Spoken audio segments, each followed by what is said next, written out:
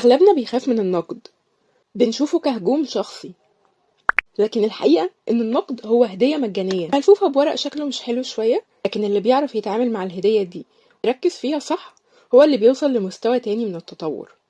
المشكلة في الهشاشة النفسية اللي بنحس بيها لما بنسمع النقد.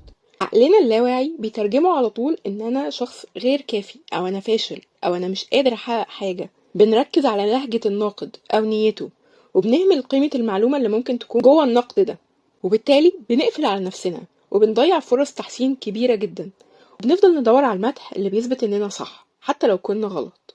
وده مش معناه إننا نقبل بأي طريقة نقد مؤذية، لكن معناه إن احنا نركز في النقد اللي بنشوفه وبنسمعه، ونحاول نطلع منه بأكبر استفادة ممكنة، ونحاول دايما نوصل رسالة للشخص اللي قدامنا إن احنا محتاجين نسمع النقد البناء علشان نوصل للمعلومة بأفضل شكل ممكن من غير ما يأثر على علاقتنا بالشخص اللي بيبلغنا بالنقد ده، بالتالي نقدر نشتغل على النتائج بأفضل شكل ممكن.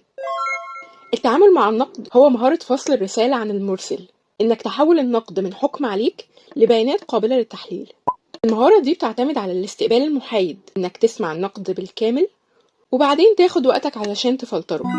القائد الذكي اللي بيعرف يتعامل مع النقد مهما كان نوعه، وبيحول نقاط ضعفه لخطة عملية واضحة.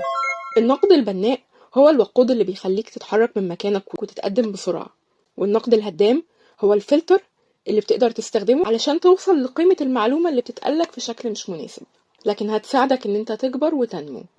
جرب من دلوقتي لما تسمع اي نقد اسأل نفسك 3 أسئلة. هل النقد ده قابل للتطبيق؟ يعني ممكن استفاد منه حاجة؟ هل النقد ده متكرر اكتر من شخص قالهولي، او هو فيه معلومة حقيقية؟ وهل النقد ده بيخدم رؤيتي؟ او مش بيخدم رؤيتي يبقى خلاص مش ههتم بيه، لكن لو هيخدم رؤيتي وفي النهاية هستفاد منه بحاجة كويسة يبقى اهتم بيه.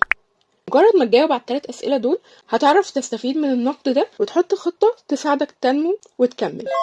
لو عايز تعرف ازاي تحول اي نقد حتى لو كان جارح لخطوة عملية لتحسين نفسك، دبلومة مهارات الأعمال بتعلمك ازاي تستفيد من كل كلمة بتتقال عنك من الألف للياء.